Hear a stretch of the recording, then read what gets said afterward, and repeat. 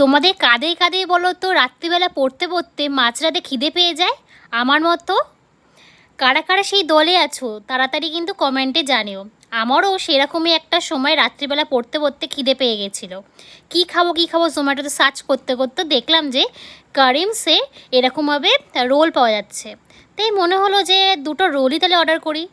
তো তোমরা ভাবতেই পারবে না যে কারিমসে দুটো রোল, একটা মাটন রোল আর একটা চিকেন রোল অর্ডার করেছি মাত্র 189 দিয়ে। হ্যাঁ, একটু অফার চলছিল। তো তোমাদের বাড়ির সামনে যদি এরকম কারিমস থেকে থাকে তোমরা কি কখনো ট্রাই করেছো জানিও কিন্তু।